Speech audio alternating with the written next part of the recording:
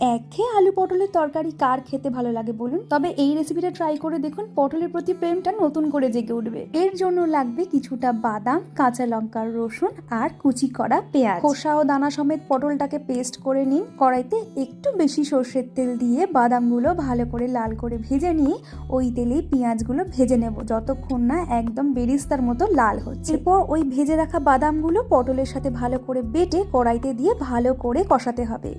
এরপর স্বাদ মতো লঙ্কা গুঁড়ো, হলুদ গুঁড়ো, লবণ, অল্প চিনি দিয়ে ভালো করে কষাতে হবে যতক্ষণ না একদম শুকনো হয়ে আসে। বলতে ভুলে গেছি, ঝালের জন্য 2-1টা শুকনো লঙ্কা ফোড়নও দিয়েছিলাম। এবার ধৈর্য ধরে এটাকে ভালো করে শুকনো করে কষাতে হবে যতক্ষণ না একদম ড্রাই হয়ে আসছে। দেখুন তো পটলের প্রতি প্রেমটা জেগেছে। আরে দেখলে হবে না, এটা বানিয়ে খেতে হবে, তবে পটলের প্রতি প্রেমটা আবার নতুন করে জাগবে। ও বলতে ভুলে গেছি, এটা কিন্তু আমার শাশুড়ি মার রেসিপি। ভিডিওটা ভালো লাগলে ফলো করে দিন।